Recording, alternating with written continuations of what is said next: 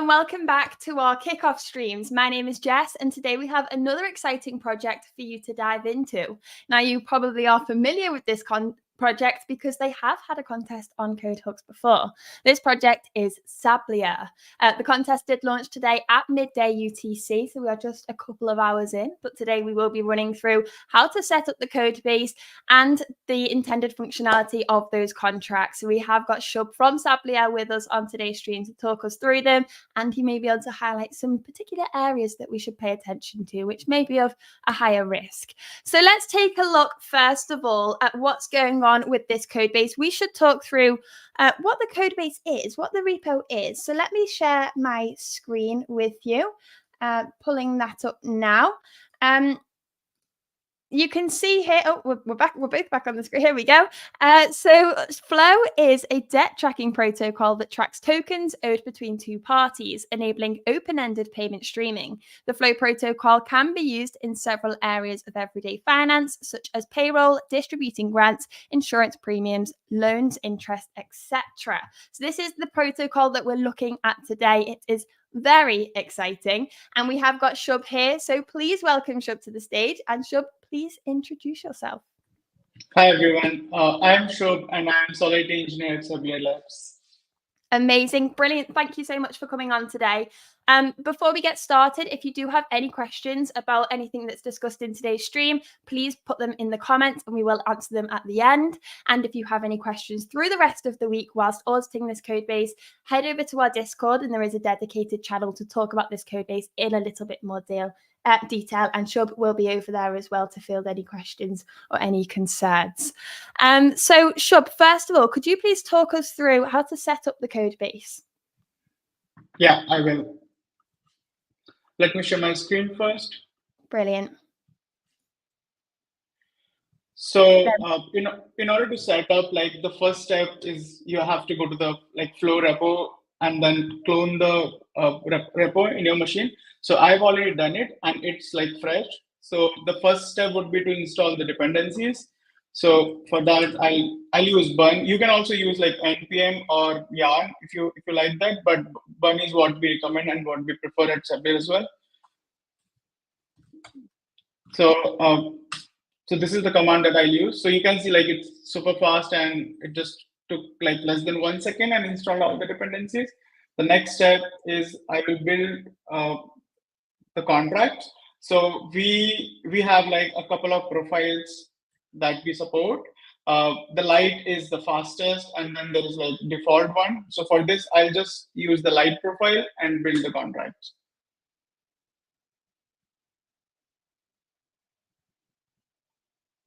So while it's building the contract, just a small note that I want to point out. So if you want to run tests, all the tests successfully, you have to have an environment variable file. So we provide an example file, and in order to run tests, the first step would be to copy paste it and just save it as .env. So now I have an env file and I'll populate all these variables. So for the phrase, I used Foundry command, and it can generate a mnemonic phrase for me and also an EOA. So this is what I'll use, and you can pick whatever RPC you like. And once you have it, you can run Bun run test, which will basically test all the contracts. But for this demo, I'll skip the fork test because they take more than 3 or 4 minutes. So we'll just run the test without the fork. Okay. So I'll use the Foundry command, and that should work. Yeah, there you go. So as you can see, all the tests run successfully. But this is the basic setup, and that's all you need throughout the audit. Amazing. Thank you very much for talking us through that. So the next steps are to talk us through the code base in a little bit more detail, please. Great, sounds good. So I have made a few notes. So just brilliant. So just I know that I covered all the important things that I wanted to. So just before getting into the contract, I want to mention that we use a couple of terminologies throughout the contract. So Flow is a debt tracking protocol. What it means that when you create a stream, you don't have to provide any tokens, like you don't have to deposit any tokens into the protocol. You can create a stream without making any upfront deposit. And as soon as the stream is created, if you set a positive rate per second, it will start tracking a debt from one party to another party. So the sender is the user who creates the stream, and then there is a recipient who the stream is streaming tokens to. So that's the like the basic way, like the basic fundamental how the flow works. And in order to track that, we use like two terms, like two key important terms. So one is covered debt, which means the part of the total debt that is covered by the stream balance, and then there is uncovered debt, which means the part of the total debt that is not covered by the balance. So just to give you an example, what it means, let's say you have a flow stream and you have deposited 100 tokens in that stream, and at some point in time, the stream has, like the flow stream, it has streamed 500 tokens toward the recipient. So because the stream, it has 100 tokens and the total debt is 500, so the covered debt would be 100, which is like part of the debt that is covered by the balance. And the remaining 400, we call it uncovered debt. So you can see that the covered and uncovered, if you sum these two variables, you get the total debt. So this is like a term that we use throughout the contract. So let's begin with data types. So if you, on the left hand side, you can see the tree structure, and we have like source folder that contains all the contracts. So let's begin with data types. So we have, like, you can see three struct. So these two struct, this struct and this enum, they are for return values, and this stream struct, this is what we store at the contract level. So it has like a couple of variables, but I just want to talk about two important variables that I think requires an explanation. So one, rate per second, and then we have a snapshot that is scaled. So rate per second is the rate at which the stream is streaming tokens, and snapshot debt is the value of the debt at the snapshot time. So the way the protocol calculates the total debt is that there are like when a user calls a certain function, such as like withdraw, adjust rate per second, or pause, it takes a snapshot of the debt at that moment, and then the calculated debt it stores in the storage, and that's what we call the snapshot debt. And then any debt that is not stored at the storage, we call it ongoing debt. So the combined snapshot debt and ongoing debt is what makes the total debt. So like everything is like very intuitive except the rate per second snapshot debt. So the difference is that these two variables, we store it in the form of 18 decimals. So for example, if you want to create a stream with a rate per second such that it streams 10 tokens per second, in order to use flow stream, you have to scale that 10 to 18 decimal format if the token doesn't have 18 decimal. So in case of USDC, if you want to stream 10 tokens, then you have to multiply it with 10 raised to the power 12 and like convert it into a value that would represent if the token would have like 18 decimals. So these values, which are like scaled by the difference from 18 and the token decimal, we call it scaled values, and the values in the token decimal, they are called descaled. So if you don't see scaled or descaled, like if you don't see scaled anywhere, that means it's represented in the form of token decimal. And for values that are represented in like 18 decimal format, we have used scaled variable. So you will see we are using like keyword scale at a lot of places, except rate per second, because to represent rate per second in 18 decimal format, we use a different data type, which is a fixed point number. So it has like it represents 18 decimals, and then like 21 are like before decimals. So these two variables, like something that you should have a look at while reading the code. Now, the reason that we have chosen 18 decimal formats to represent rate per second and snapshot, that is that it improves the precision of the system. So to take you an example, like to give you an example, let's say if user wants to stream $100 in USDC per day, so that's basically 100 E into rate 10 raised to the power 6. So the actual rate per second would be 100 E6 divided by number of seconds in one day, and it comes out to be 1157.407. Because Solidity doesn't, like when you divide two numbers in Solidity, it only it doesn't track remainder. It only stores the quotient. So when I divide 106 with the one number of seconds in one day, the Solidity will store 1157. So if I were to store RPS in token decimal, and at the end of the day, if I want to calculate how many tokens have been streamed, it would come out to be 99.9648 E6. So it differs from the original user values by like 0.035%. And in the second example, I stored RPS as 18 decimals. So in that case, the RPS will be stored at this huge value, which is like 12 extra significant digits. And if you calculate the total stream at the end of the day using this value of RPS, you will receive a value which is like 99.9999 E6. So it's almost what the user wanted.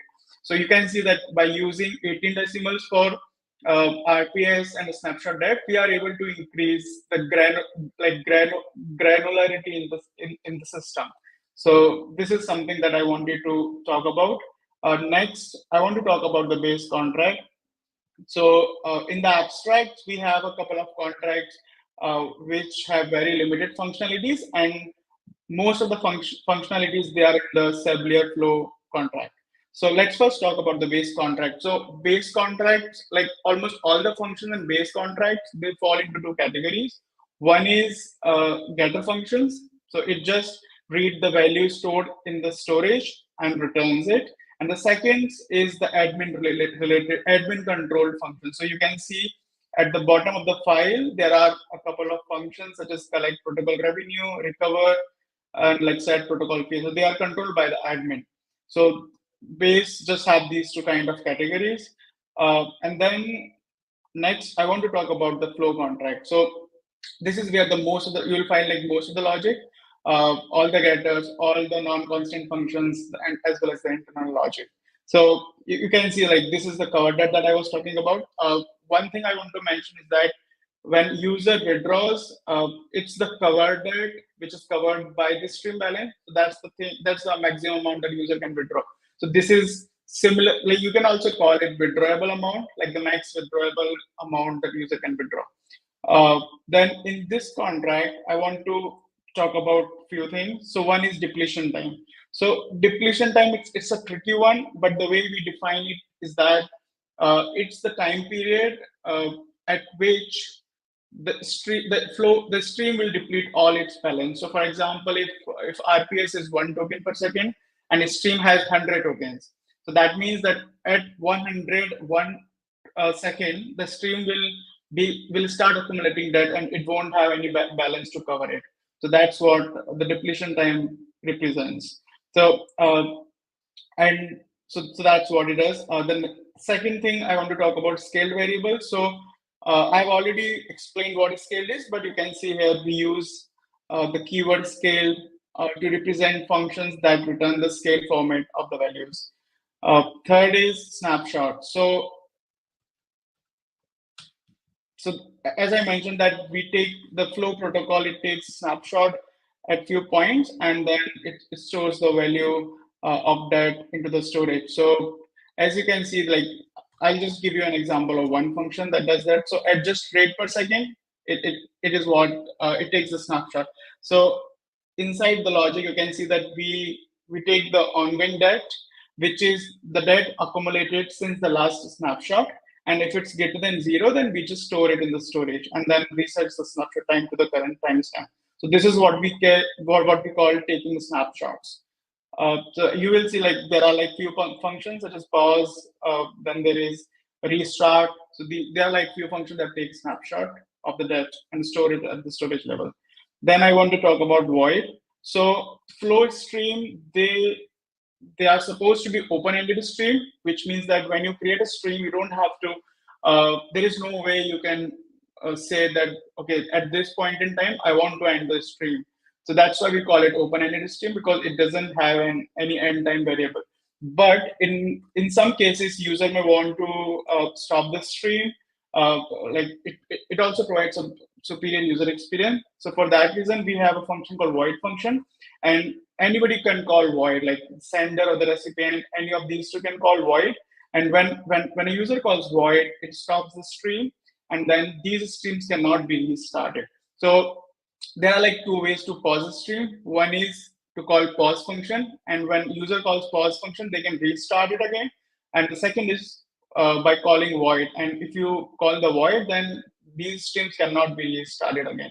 The void also does another thing, that if there is any debt which is not covered by the balance, then void resets the debt. So you can see it as, for example, if you have a loan from a bank, and somehow bank realizes that you won't be able to pay the loan, they can just void the loan. They don't do it in real life, but they can, I think legally they can always void the loan and just forget about it. So void is exactly what it does.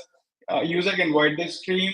It will like resets if there is any uncovered debt, and they can just forget about it. So that's what void does. Then I want to talk about fees. So Flow protocol, it has two types of fees. One is broker fees, and there is protocol fee.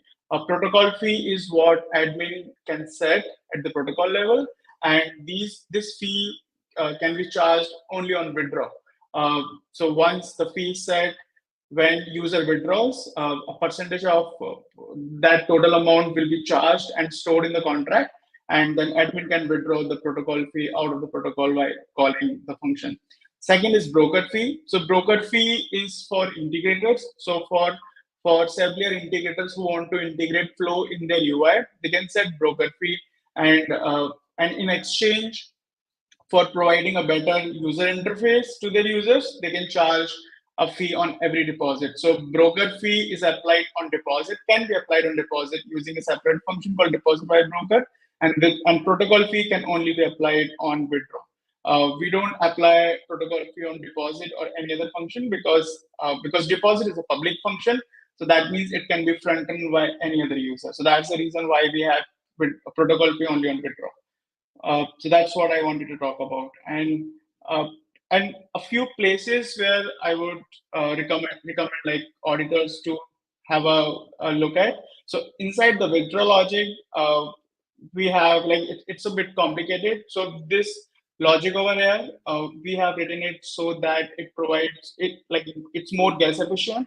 So if the amount that user withdraws, if it's less than the snapshot debt, then it doesn't take the snapshot. It just deduct that amount from the snapshot debt and carry out the withdrawal. And if the amount is more than the snapshot debt, then it calculates, it just checks the amount and then take a snapshot. So this is something where you can have an extra look and see if things work as expected.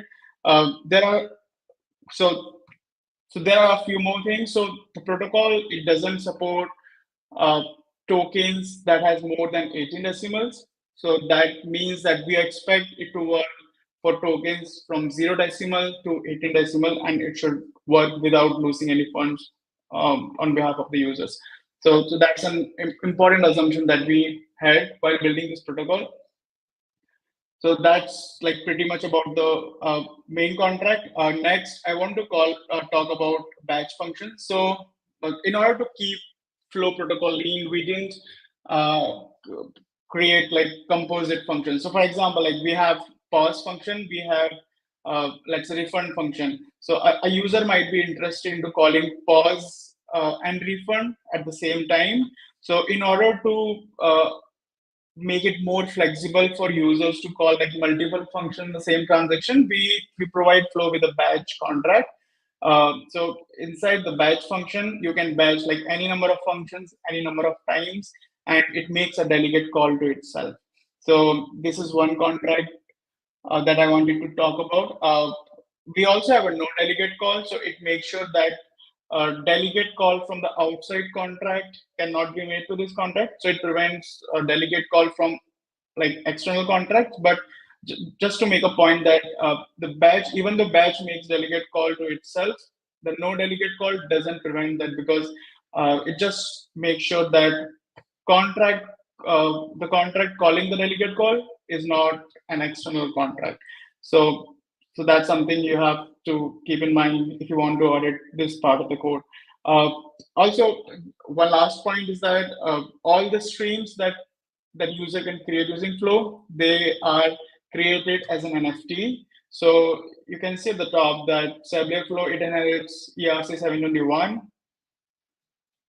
through Sablier base. So that means that each stream, it's represented by an NFT, and the image of, like, the picture of that NFT, it's it's stored in NFT descriptor. So right now it's just a Sablier logo, but in the future going forward, we can make it more dynamic, like how we have it in the lockup protocol, which can represent like more metadata on its image. So for that, we have a sad NFT descriptor function. So using that, we can update Flow NFT descriptor anytime in the future without having to update the whole protocol.